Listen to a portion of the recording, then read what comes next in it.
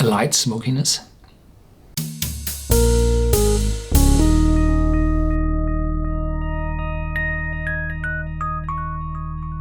Welcome to Whisky.com, where fine spirits meet. My name is Lüning, Horst Lüning. I'm the master taster of Whisky.com, and today we have a really rare bottle here on my cask.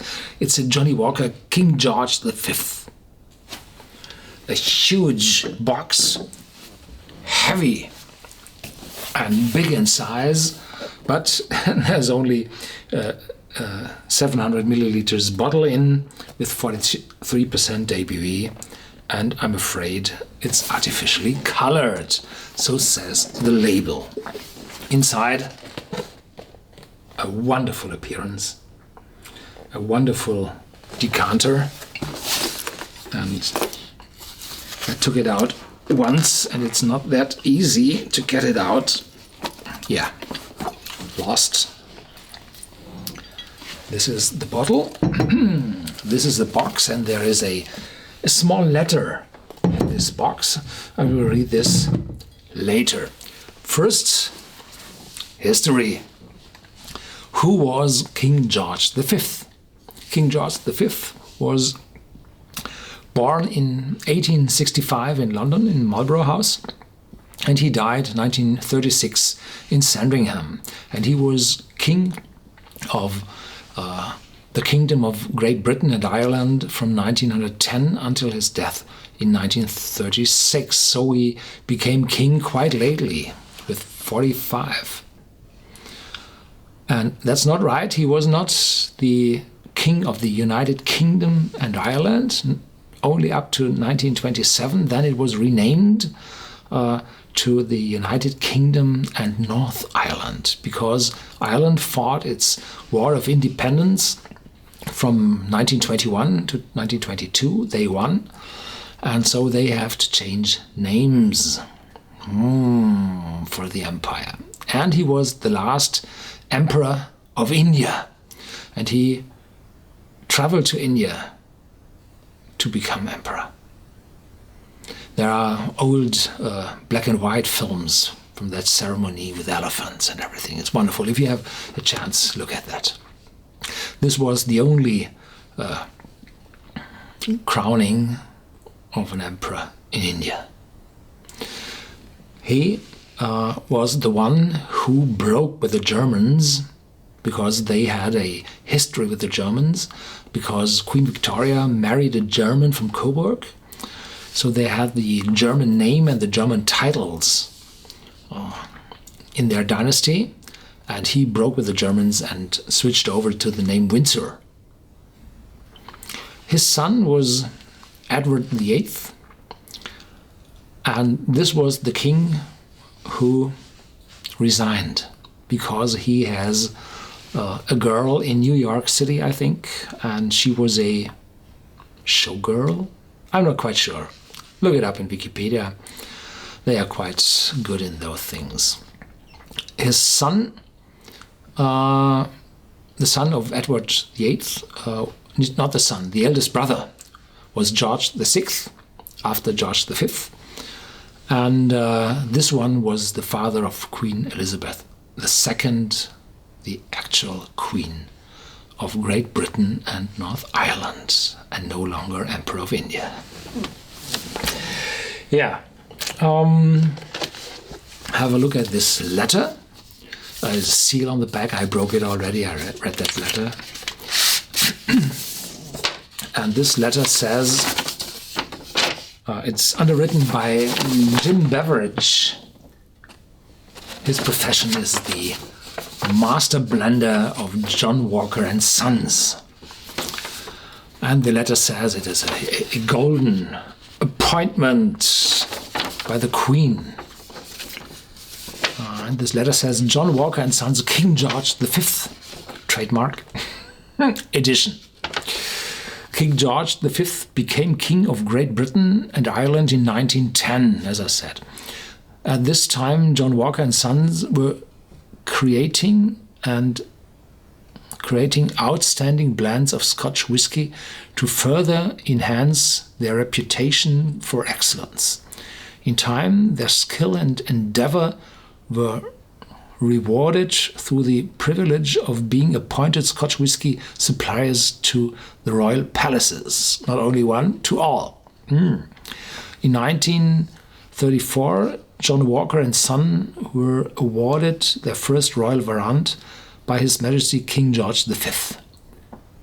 A mark of quality, excellence and recognition. And recognition for what?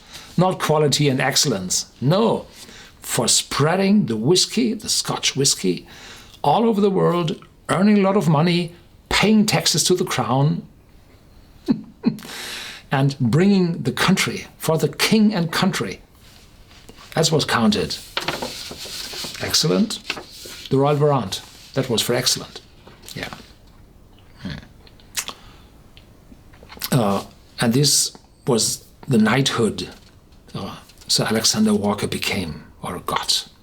So I have a video of Johnnie Walker, 21 years old, XR. This is for the knighthood of Sir Alexander Walker. Yeah.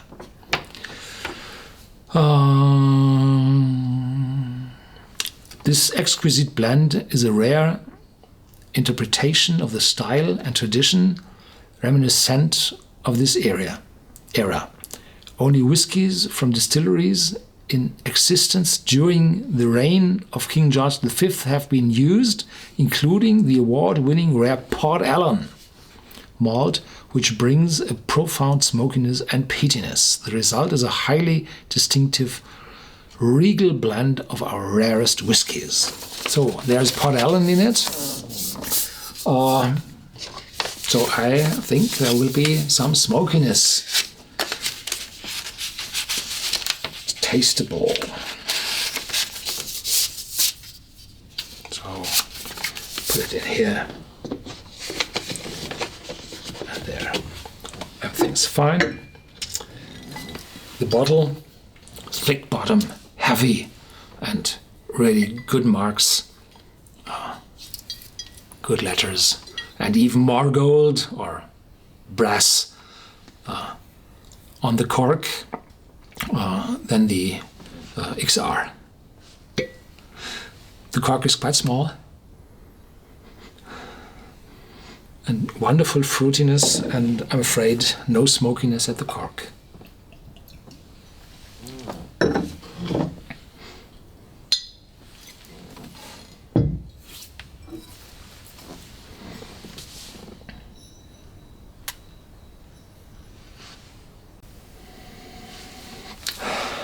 Light smokiness. No medicinal smoke. No hospital. It's bonfire smoke mixing up with vanilla, and on the second side a lot of fresh fruits.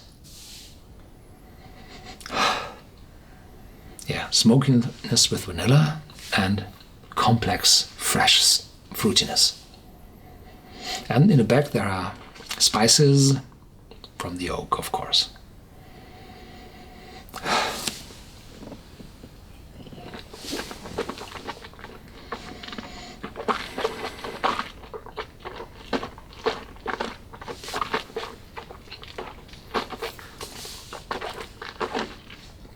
There's a full impact in your mouth, and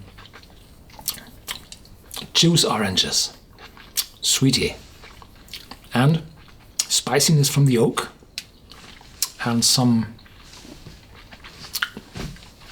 strange woods like sandalwood, Cyprus. Yeah. Smooth, no sharpness, a little bit more caramel, and the fruitiness is gone, and a long aftertaste with a smokiness, distinct smokiness, long warming. Now the smoke is even a little bit stronger. The fruits a little bit more in the back. Vanilla is gone. The spices are gone. More and more smokiness. Sweetness coming up. The oranges coming back.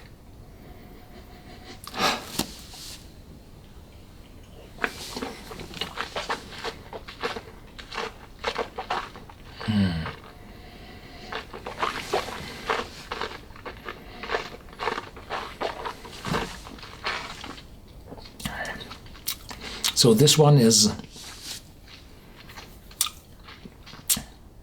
strong in your mouth, attacking all your taste buds, but not sharp. It's light and sweet in the beginning in the nose and is torn over to the smoky side later on. The aftertaste long with some smoke and very little oakiness. The spiciness of the oak are not a bitterness in the aftertaste. So this means that there are not that old whiskies, even those old grain whiskies in this bottle, because otherwise you would have more of those tannins, bitter tannins in the whiskey. So this one is more convenient than a very old one, which shows some bitterness in the aftertaste. So this one is complex on all sides, very demanding in your mouth, and has a long-lasting aftertaste. Yeah.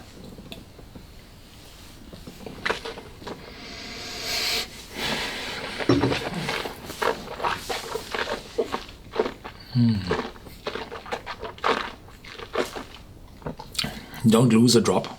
Oh, orange juice. Full. Little smokiness. Some citrus developing. So this is complex. It's a blended whiskey. That means addition of several distilleries, several casks, different aromas, different flavors. So it's a creative work to add up all those aromas, and no selection work as you do it with a single malt whiskey. You select the casks with the right tastes.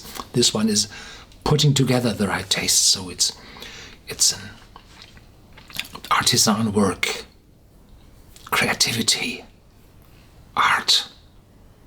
Wonderful whiskey. I don't think that it's too old. There are younger ones in, there are older ones in, but I know why they are not writing an age statement on it, and I'm afraid it's quite expensive.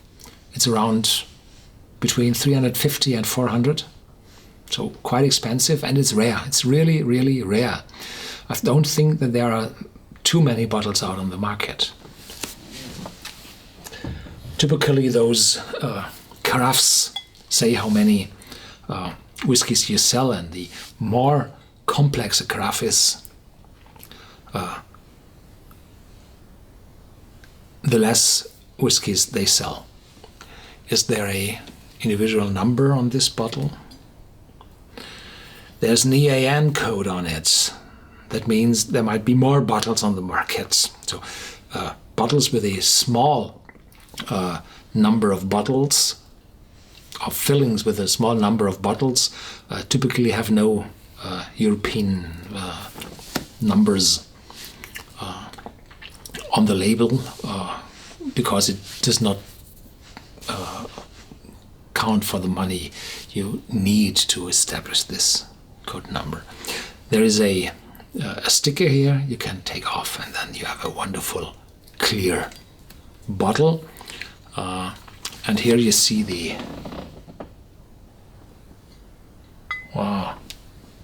here you can see the walkers. Wonderful. Yeah, have a look for that bottle. I'm afraid the chances are quite small that you find such a Johnnie Walker King George V on the shelf of your local dealer. Perhaps you have to look a little bit more around in Travel Value and wherever.